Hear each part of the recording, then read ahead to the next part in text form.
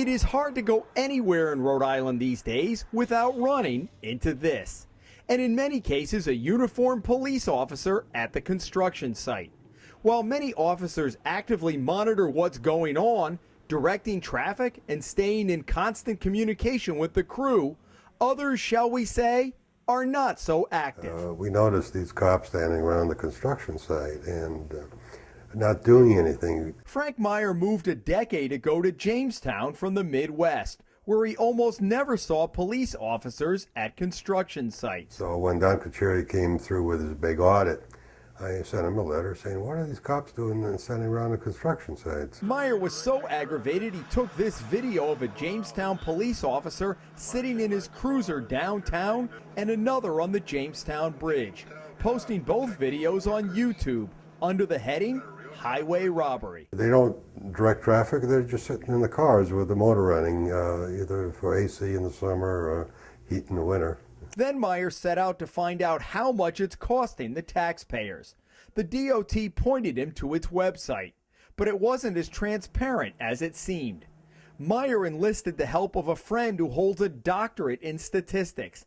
He set up an Excel spreadsheet showing that last year the taxpayers paid $3.7 million for police details in local communities and another $2 million to state police troopers, for a total of more than $5.7 million. That doesn't count local projects or ones like this to replace a gas line, then repave the road.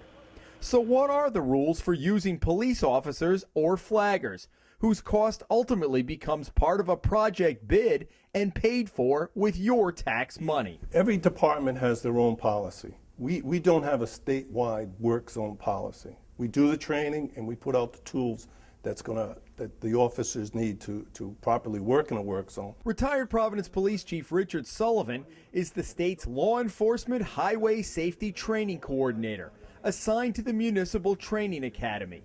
Sullivan has held workshops like this one for the Coventry Police for nearly half of all the state's police officers, including all recruits at the training academy.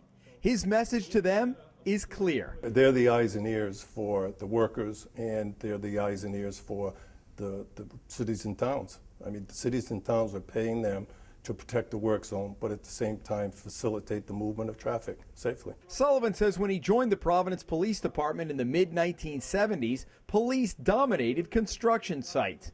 Then in the late 80s, the law changed, allowing the state D.O.T. to use either flaggers or officers. It is unclear how much it would cost to use just flaggers. They are employees of the private construction companies and are mandated to go through 8 hours of training. What about the people who look out there and say, boy, there's a lot of police out there. Is it really worth the cost out there? The cost for safety, you can't measure the cost for safety. The voluntary compliance of the motoring public when they see a police officer or a police car, you can't measure the deterrence that has, but we know it does. It has a great deterrence. Rhode Island has a great success in work zones where the injuries are nearly zero. In most cases, the officers are paid a flat time-and-a-half rate to work details, sometimes more if they are a supervising officer. And there is a charge for use of the department's vehicles. But each community differs, and in Jamestown, the union contract says if an officer works 15 minutes or more in any hour, it's counted as a full hour and paid accordingly. So what about police officers sitting in their cars? Sullivan agrees it does not send a good message to the motoring public. But on an individual basis, I don't know if that police officer is sitting in the car because they have in their contract, they're able to sit in the car for maybe 15 minutes on every hour. Some departments have it, especially on hot days like this. He says concern about liability now plays a role in how many officers you see on details. If you talk to some of the construction companies and you ask them, you hired a police officer, quite a few will tell you that they're looking at it as a savings, that they don't want the liability of someone running into the back of their truck and having to question whether they were properly set up. Meyer remains unconvinced. It's one thing to see him directing traffic, but it's a complete waste of money to see him sitting in the car doing absolutely nothing. I would say just, have the police do police work and have the flaggers do flagging work. Simple as that. Something to ponder next time you're sitting in traffic. Jim Hummel for the Hummel Report.